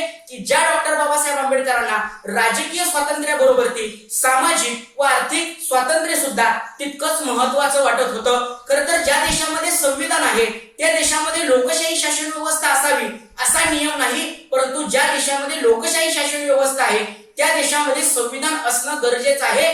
कारण लोकशाही व्यवस्थेमध्ये केवळ लोकशाहीची संरचना जिवंत असून चालणार नाही तर त्याच्यासाठी लोकशाहीचा आत्मा सुद्धा जिवंत असणं गरजेचं आहे. लोकशाहीचा आत्मा ही सर्वसामान्य जनता आहे, त्यांचे अधिकार आहेत, त्यांचे हक्क आहेत. काही वेळेस हा आत्मा या मूलभूत संरचनेकडून पोखरण्याची शक्यता असते.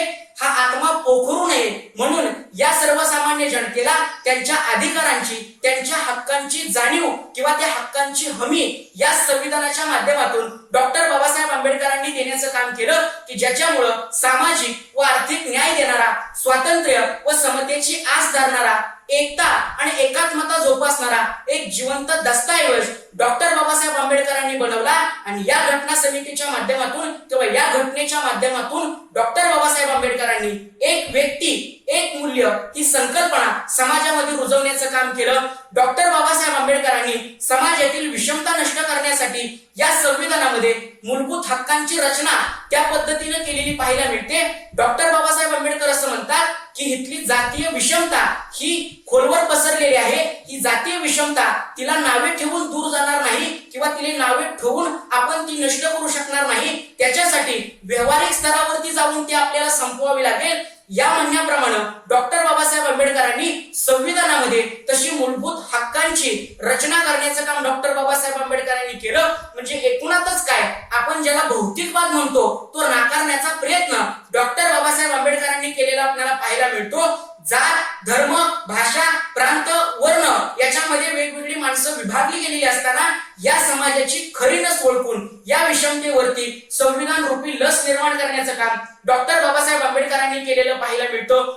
डॉक्टर बाबासाहेब आंबेडकरांनी इथली सामाजिक विषमता नष्ट करण्यासाठी पुरुषांच्या बरोबरीनं स्त्रियांना सुद्धा त्यांचे अधिकार देण्याचं काम केलं. स्त्रियांना सुद्धा या संविधानाच्या माध्यमातून त्यांच्या अधिकारांची त्यांच्या हक्कांची हमी देण्याचं काम डॉक्टर बाबासाहेब आंबेडकरांनी केलेलं पाहायला मिळतं. इथली सांस्कृतिक विषमता नष्ट करण्यासाठी बहुसंख्याकांबरोबरती इथल्या अल्पसंख्याकांना सुद्धा त्यांचे अधिकार देण्याचं काम डॉक्टर बाबासाहेब आंबेडकरांनी केलं. बहुसंख्याकांनी अवकाश प्राप्त करत असताना अल्पसंख्याकांच्या अधिकारांवरती गदा येणार नाही आणि अल्पसंख्याकांच्या स्वातंत्र्याचं रक्षण करत असताना बहुसंख्याकांवरती गदा येणार नाही याची काळजी या संविधानाच्या माध्यमातून डॉक्टर बाबासाहेब आंबेडकरांनी घेतलेली पाहायला मिळते. डॉक्टर बाबासाहेब आंबेडकरांनी इथली आर्थिक विषमता नष्ट करण्यासाठी महसूल व्यवस्थेमध्ये केलेले बदल असतील, कामगारांसाठी केलेले प्रयत्न असतील किंवा इथल्या कर पद्धतीमध्ये केलेले बदल असतील, त्या सर्व घटना डॉक्टर बाबासाहेब आंबेडकरांनी इथली विषमता नष्ट करण्यासाठी केलेले पाहायला मिळतात. म्हणजे एकूणातच काय या डॉक्टर बाबासाहेब आंबेडकरांनी अनेक रोगांवरती अनेक महामारींवरती संविधान रूपी लस निर्माण करण्याचं काम केलं. आज आपण या डॉक्टर बाबासाहेब आंबेडकरांच्या विचारांवरती चालणं गरजेचं आहे. शेवटी काय डॉक्टर बाबासाहेब आंबेडकरांनी या अधिकारांची हमी देण्यासाठी या अधिकारांची जाणीव करून देण्यासाठी इथल्या स्वायत्त संस्थांना सुद्धा त्यांचे अधिकार देण्याचं काम केलेलं आहे. परंतु आजच्या काळामध्ये पुन्हा एकदा विषमतेचं वारं इथल्या समाजामध्ये वाहू लागलेलं आहे. आजही संस्कृतीची उच्चता ही कातडीच्या रंगावरून ठरवली जाते. भटक्या विमुक्त जातींचं उजाळले पण सूर्य कुठं आहे अशी अवस्था आज झालेली पाहायला मिळते. अशा काळामध्ये पुन्हा एकदा विषमतेचं वारं किंवा विषमतेची दरी आजच्या समाजामध्ये आपल्याला पाहायला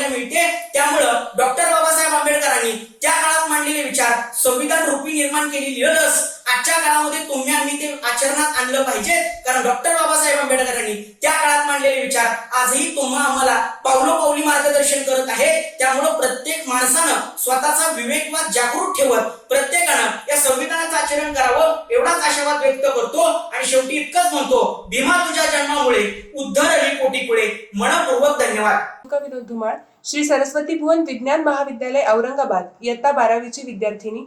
विषय मांडतीये जीडीपी ते आर्थिक भविष्य व्हाया कोविड. खरं तर समाजाच्या अमर्यादित गरजा त्यांच्या मर्यादित साधनांचा पर्याप्त उपयोग करून भागवण्यासाठी अस्तित्वात आलेली किंवा आणलेली उत्पादन, विभाजन आणि भविष्य काळासाठी तरतूद करणारी आर्थिक घटकांची व्यवस्था म्हणजे अर्थव्यवस्था. खरं तर मानवी गरजा अमर्यादित आहेत, पण या गरजा भागवण्यासाठी अस्तित्वात असणारी नैसर्गिक साधनं मात्र मर्यादित आहेत. अशा वेळी सगळ्यांच्या सगळ्या गरजा संपूर्णपणे भागवणं शक्य नाही. अशा परिस्थितीत कुठल्या वस्तूंच्या आणि सेवांच्या उत्पादनास प्राधान्य द्यायचं आणि त्यांचं किती प्रमाणात उत्पादन घ्यायचं या संबंधीचे निर्णय घेणं हे अर्थव्यवस्थेचं आवश्यक कार्य आहे. त्यातल्या त्यात भारताच्या अर्थव्यवस्थेत खूपच वैविध्य आढळून येतं. शेती, हस्तव्यवसाय, कापड गिरण्या, उद्योगधंदे आणि वेगवेगळ्या प्रकारच्या सेवा अशा अनेक गोष्टींचा यामध्ये समावेश होतो. भारतात काम करणाऱ्या लोकांपैकी 2/3 लोकांचा उदरनिर्वाह हा अजूनही शेती आणि शेतीवर आधारित उद्योगधंद्यांवर अवलंबून आहे. कुठल्याही देशाचा जीडीपी दर हा त्या देशाची आर्थिक प्रगती दर्शवतो. ग्रॉस डोमेस्टिक प्रोडक्ट अर्थातच जीडीपी हा त्या देशाच्या अर्थव्यवस्थेची प्रकृती जोखण्यासाठी सगळ्याच देशांमध्ये वापरलं जाणारं एक प्रमुख साधन आहे. आपल्या देशात निर्माण होणाऱ्या उत्पादन आणि सेवा यांची ठराविक कालावधीसाठी एकत्रित केलेली ठराविक चलनातली आकडेवारी म्हणजेच देशांतर्गत उत्पन्न होय. सर्वसामान्य जनतेसाठी जीडीपी हा अत्यंत आवश्यक आहे, कारण सरकार आणि नागरिकांसाठी निर्णय घेण्यासाठी जीडीपी हा एक महत्वाचा घटक आहे. जीडीपी वाढला याचा अर्थ देश आर्थिक पातळीवर प्रगती करतोय असा होतो. यामध्ये सरकार महत्वाची भूमिका पार पाडते, कारण सरकारने आखलेली धोरणं स्थानिक पातळीवर किती यशस्वी होतात यावरूनच त्या देशाचा जीडीपी वाढतो आणि देश आर्थिक दृष्टीने प्रगत होतो. पण जर जीडीपी दर कमी होत असेल किंवा वाढत नसेल तर सरकारला आपल्या धोरणांवर काम करण्याची गरज असते. सध्याच्या या कोविड-19च्या काळात भारतासोबतच जगातल्या सगळ्याच देशांची अर्थव्यवस्था खिळखिळी होत चालली आहे. स्वातंत्र्य प्राप्तीनंतर भारतात 1991 साली पहिलं आर्थिक संकट आलं. तसं पाहिलं तर 2008 मध्ये आलेल्या मंदीचा भारतीय अर्थव्यवस्थेवर फारसा परिणाम झाला नाही, कारण त्यावेळी भारताचं देशांतर्गत उत्पादन हे चांगल्या स्थितीत होतं आणि भारताचा जीडीपी सुद्धा 9% होता. पण सध्या या कोविड-19चं संक्रमण थांबवण्यासाठी 2020 आणि 2021 मध्ये जे वेगवेगळे लॉकडाऊन्स केले गेले त्यामुळे भारताबरोबरच जगातल्या इतर देशांच्या अर्थव्यवस्थेवरही याचा गंभीर परिणाम झाला. 2020 मध्ये भारताची वाटचाल ही केवळ नियम आणि नियंत्रणाकडून लॉकडाऊनकडे होत असताना भारतीय अर्थव्यवस्थेवर कोविड-19चा होणारा परिणाम अधिकाधिक तीव्र होत गेला. भारताच्या सांख्यिकी विभागाने जाहीर केलेल्या आकडेवारीनुसार 2020 मध्ये भारताचा जीडीपी हा -23.9 पर्यंत घसरला होता आणि ही गेल्या 6 वर्षातली सगळ्यात मोठी घसरण होती. 1929 आणि 30 मध्ये आलेल्या जागतिक महामंदीनंतर कोरोना ही एक सगळ्यात मोठी आणि गंभीर अशी आर्थिक समस्या आहे असं आंतरराष्ट्रीय नाणेनिधीकडून सांगण्यात आलंय. या लॉकडाऊनमुळे जगातल्या सगळ्याच देशांचा जीडीपी दर हा घटत चाललाय. जागतिकीकरणामुळे सगळ्याच देशांच्या अर्थव्यवस्था या जोडल्या गेलेल्या असल्याने अमेरिका, युरोप, चीन, जपान या कुठल्याही देशामध्ये आर्थिक हालचाली मंदावल्या तर त्याचा थेट परिणाम भारताच्या अर्थव्यवस्थेवरही होतो. पण 2020 मध्ये ऑक्टोबर ते डिसेंबर या तिमाहीत मात्र कोरोनामुळे घसरलेली देशाची अर्थव्यवस्था कुठेतरी रुळावर येताना दिसली, कारण या तिमाहीत भारताच्या जीडीपीत जवळपास 0.4% सकारात्मक वाढ झाली. यामध्ये प्रामुख्याने सेवा, कृषी आणि बांधकाम क्षेत्रात उत्तम कामगिरी केल्याने कोरोना महामारीतही ही गोष्ट साध्य झाल्याचं या आकडेवारीतून लक्षात येतं. या अर्थ मंत्रालयाच्या आर्थिक सर्वेक्षणानुसार भारताचा GDP हा 2021 आणि 22 मध्ये 11% जाईल, तर भारताचा GDP दर हा 15.4% वाढेल आणि स्वातंत्र्य प्राप्तीनंतरचा हा सगळ्यात मोठा GDP दर असेल. कोविड-19च्या ह्या काळात व्यापक लसीकरण अभियान, सेवा क्षेत्रातली सुधारणारी स्थिती आणि गुंतवणुकीत मजबूत वाढीची शक्यता या सगळ्यांमुळे व्ही आकारात आर्थिक विकास होईल असं या आर्थिक सर्वेक्षणानंतर वर्तवण्यात आलं. खरं तर भविष्यात देशाला आर्थिकदृष्ट्या प्रगत करायचं असेल तर त्यासाठी कोविड-19 महामारी कधी संपेल याची वाट न बघता कोविड-19 सोबत सगळे नियम पाळणं, लॉकडाऊन टप्प्याटप्प्याने हटवणं आणि लसीकरण वेगाने करणं हे अत्यंत गरजेचं आहे. कोविड-19 सोबत जगत असताना भारताला आत्मनिर्भर बनवण्यासाठी देशातली बेरोजगारी कमी करणं, कृषी क्षेत्रात नवनवीन तंत्रज्ञानांचा वापर करून शेती व्यवसायाला अधिकाधिक विकसित करणं आणि औद्योगिक क्षेत्राचा विकास करणं हे अत्यंत गरजेचं आहे. तरच या कोविड-19च्या काळातही भारताचं आर्थिक भविष्य उज्ज्वल होऊ शकतं. चला तर मग कोविड-19च्या या काळात लॉकडाऊन असलं तरी सुद्धा वर्क फ्रॉम होम करूया आणि आपल्या देशाची अर्थव्यवस्था सुधारण्यात आपलंही योगदान देऊया. धन्यवाद. नंतर लागल्या गेलेल्या लॉकडाऊनला कंटाळणाऱ्यांना आठवू शकतात का शतकोन शतके लादला गेला इथला जातीयतेचा लॉकडाऊन? करू शकतात का हक्क नाकारल्या गेलेल्यांच्या व्यथांना क्वारंटाईन आणि चढवू शकतात का या नग्न समाज व्यवस्थेला व्हेंटिलेटरवर? परंतु हाच लॉकडाऊन उठवण्यासाठी एक महामानव पेटून उठतो त्या सूर्याच्या तेजासारखा. मग फोडून टाकतो तो गळ्यातलं मडकं, जाळून टाकतो म्हणूचा विषारी कायदा, करतो मुक्त माणसांना तेही माणसांपासून आणि मग चौदार करतो इथल्या हक्क नाकारल्या गेलेल्यांचा पाण्याचा घोट, बनतो डॉक्टर रजलेल्या गांजलेल्या उपेक्षितांच्या व्यथांचा आणि पकडून समाजाची नस एकच देतो विषमतेच्या रोगावर गुणकारी ठरणारी भारतीय संविधान नावाची लस.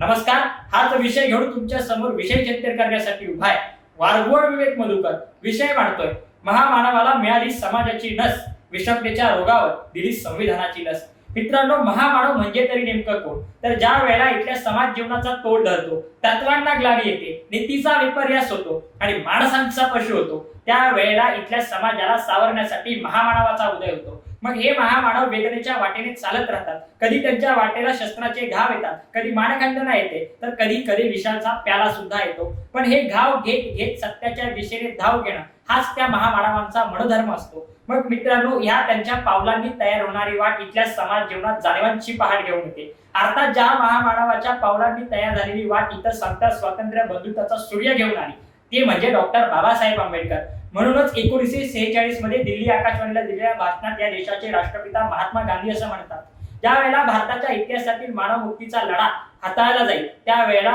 बॅरिस्टर भीमराव रामजी आंबेडकर हे नाव सगळ्यात महत्वाचं नाव म्हणून पुढे येईल. मग मित्रांनो, हेच डॉक्टर बाबासाहेब आंबेडकर संविधानाच्या द्वारे या इथल्या समाजाला पूर्ण मार्गावर आणण्याचं काम करतात. म्हणजे मित्रांनो, संयोजक विषय देताना सुद्धा म्हणतात की महामानवाला मिळाली समाजाची लस. म्हणजे मित्रांनो, ही नेमकी लस तरी काय आहे? तर मित्रांनो, मला असं वाटतं की ज्या वेळेला इथल्या समाज जीवनाचा तोड ढळला होता, म्हणजे इथली वर्णव्यवस्था, जातीवाद आणि इथली विषमता ही देशाच्या काड्या कोपऱ्यात रुजवत गेली होती. माणसांना माणसांपासून दूर ठेवण्यात आलं होतं. इथं समतेचं, तत्वांचं, नीतीचं रान जाळलं गेलं होतं. इथं अज्ञान, अंधश्रद्धेपायी इथले जिवंत देह सुद्धा मृदा झाले होते. इथल्या विषमतेमुळे सामान्यांचं जीवन हराम झालं होतं. इथल्या वर्णव्यवस्थेमुळे समाज जीवनाचं चाक चिखलात रुतून बसलं होतं. त्यावेळेला या व्याधीग्रस्त समाजाला पुन्हा बळ उभा करण्याचं काम हे डॉक्टर बाबासाहेब आंबेडकर नावाच्या एका मोठ्या डॉक्टरांना केलं. आणि मग बाबासाहेब आंबेडकरांनी हे जाणलं की आता आपल्याला समाजाची नस पकडायची, म्हणजे या समाजाचा अज्ञान हा व्याधी असेल तर या अज्ञानाला पुन्हा ज्ञानात रूपांतर करावं लागेल. म्हणून बाबासाहेब आंबेडकरांनी इथल्या समाजाला ज्ञानी करून त्याच्यावर औषध उपचार केला. बाबासाहेब इथंच थांबले नाही, तर बाबासाहेब म्हटले की शिका, संघटित व्हा आणि संघर्ष करा. बाबासाहेब आंबेडकरांना माहिती होतं की यांना फक्त शिक्षित करून चालणार नाही, तर इथल्या रंजलेल्या गांजलेल्या उपेक्षितांना मुख्य प्रवाहात आणण्यासाठी, प्रस्थापितांविरुद्ध बंड पुकारण्यासाठी त्यांच्या पायात बळ द्यावं लागेल. म्हणून बाबासाहेब आंबेडकरांनी इथं अनेक लढाई चळवळी उभा केला आणि भारताच्या दारी इथं परिवर्तनाची वाट दाखवली. मित्रांनो, मग ज्या वेळेला इथे सामाजिक अन्यायाचा सर्वदूर अंधार पसरला होता, अज्ञान, अंधश्रद्धा, असमानता पायी हा देश पूर्णपणे अंधारात झाकला गेला होता, त्यावेळेला याच संविधानाचा या देशाला इथे प्रकाशाची वाट दाखवून या सकल भारतीय समाजाचा उद्धार करणारे आणि या विषमतेच्या रोगावर गुणकारी ठरलेली भारतीय संविधान नावाची लस डॉक्टर बाबासाहेब आंबेडकरांनी 2 वर्ष 11 महिने 18 दिवसात अहोरात्र मेहनत करून तयार केली आणि इथल्या समाजाला पुन्हा जिवंत केलं. मित्रांनो, मग या बाबासाहेब आंबेडकरांनी केलेल्या कार्याने फक्त हे लक्षात आलं की एका लेखणीची ताकद काय असू शकते. म्हणून मुंबईचे कवी आनंद भंडारे असे लिहितात की पिढ्या त्यांनी शस्त्र परतली पण एक कोपराही न घालला. अरे महामानवा, तू तर फक्त एक पेन उचलला आणि सारा इतिहासच बदलला. खरं तर दोस्त हो, बाबासाहेब आंबेडकरांनी दिलेली संविधान रूपी लस ही समता स्वातंत्र्य ही इथल्या मनामनात रुजवणारी होती. बाबासाहेब आंबेडकरांनी फक्त इथल्या जाती धर्माची पंथाची विषमता दूर केली नाही, तर इथली स्त्री पुरुष असमानता, गरीब श्रीमंत असा भेद यांना सुरुंग लावला. म्हणजे ज्या म्हणून इथल्या स्त्रियांचे अधिकार आणि हक्क नाकारले होते, त्या स्त्रियाला उपभोगाची वस्तू म्हणून गणना केली होती, त्या स्त्रियाला संविधानाच्या रूपात सर्व हक्क आणि अधिकार बहाल करणारे हे बाबासाहेबच होते. दुसरीकडे ज्या वेळेला श्रीमंतांनी गरिबांची पिळवणूक चालू केली होती, इतक्या शेतकऱ्यांना त्रास दिला जात होता, त्यावेळेला बाबासाहेब आंबेडकरांनी शेतकऱ्यांचं संघटन करून शेतकऱ्यांसोबत एक मोर्चा काढला होता. अगदी इथल्या छोट्या शेतकऱ्याच्या राष्ट्र विकासात योगदान लाभावं त्यासाठी उपाययोजना सुचवल्या होत्या. इथल्या कामगाराचं जीवन सुधारावं म्हणून त्याचं काम 12 तासांवरून 8 तासांवर आणलं. वेतन आयोग, भरपगारी सुट्टी, प्रसूतीनंतर आधीची सुट्टी, या सगळ्या गोष्टी संविधान रूपी तरतूद केल्या. मित्रांनो, मग बाबासाहेब आंबेडकरांनी दिलेली संविधान नावाची लस फक्त भारतात नाही तर भारताच्या बाहेर सुद्धा गुणकारी ठरली. मग ज्या वेळेला दक्षिण आफ्रिकेचे संघर्ष योद्धे, क्रांतीवीर म्हणून त्यांना म्हटलं जातं, ते नेल्सन मंडेला असं म्हणतात की ज्या वेळेला मी बाबासाहेब आंबेडकर यांचं संविधान पाहतो त्यावेळेला मला असं वाटतं, ज्या वेळेला दक्षिण आफ्रिकेतील राष्ट्रांची संविधान निर्मिती होईल त्यावेळेला भारतीय संविधान हे त्यांचा आरसा असेल. दुसरीकडे अमेरिकेचे माजी राष्ट्राध्यक्ष बराक ओबामा म्हणतात की बाबासाहेब आंबेडकर यांनी केलेला काम आणि त्यांनी लिहिलेलं संविधान हा आमच्यासाठी सूर्यासमान आहे. म्हणजे मित्रांनो, एकंदरीत काय तर डॉक्टर बाबासाहेब आंबेडकरांची ही लस विषमतेला सुरुंग लावण्याचं काम करते. मग बाबासाहेब आंबेडकरांना महात्मा फुले यांनी दिलेला शिक्षणाचा अधिकार संविधानात अर्थात ते संविधान रूपी लस मधून मूलभूत अधिकारात समाविष्ट करावासा वाटतो. इथल्या शोषित रंगलेल्या गांधलेल्यांना मुख्य प्रवाहात आणायचं असेल तर शाहू महाराजांनी त्यांच्या राज्यात आरक्षण चालू केलं होतं. हेच आरक्षण डॉक्टर बाबासाहेब आंबेडकरांनी संविधान रूपी लसीमध्ये दिलं. एकंदरीत काय मित्रांनो, तर सध्याच्या परिस्थितीचा आपण ज्यावेळेला अभ्यास करतो त्यावेळेला करता की कोरोनासारखी महामारी पूर्ण देशभर पसरली असताना सुद्धा आम्ही गरीब श्रीमंत असा भेद करतो. मग इथलं मरण स्वस्त झालं असताना सुद्धा श्रीमंत लोक इथल्या गरीबाच्या पोटावर पाय देतात. मग विचार करा, ज्या वेळेला विषमतेचा रोग या देशाच्या कानाकोपऱ्यात पोहोचला होता त्यावेळेला बाबासाहेब आंबेडकरांना किती संघर्ष आणि वेदना सहन करावे लागले असतील. परंतु मित्रांनो, इथल्या साथीच्या रोगावर औषधोपचार करणं सहज शक्य होतं, पण जातीच्या रोगावर औषधोपचार करणं शक्य होत नाही. पण जोपर्यंत बाबासाहेब आंबेडकरांची संविधान रूपी लस इथल्या देशात जिवंत राहील, इथल्या तळागाळात पोहोचेल आणि इथल्या मनामनात रुजेल, त्यावेळेला हा देश जातीमुक्त सुद्धा होईल. जाता जाता फक्त एवढं की महामानवा, तू दिलेल्या संविधान रूपी लसीमुळे कालचे मुर्दे सुद्धा जिवंत झाले, विखुरलेले सारे मणी आज एकाच माळेत दिसले. महामानवा, जोपर्यंत असतील चंद्र सूर्य तारे तोपर्यंत तू दिलेली लस इथल्या विषमतेवर घाव करत जाईल. समता स्वातंत्र्य पेरणारी ती मनामनात बुद्ध पेरत जाईल, मनामनात बुद्ध पेरत जाईल. मनपूर्वक धन्यवाद.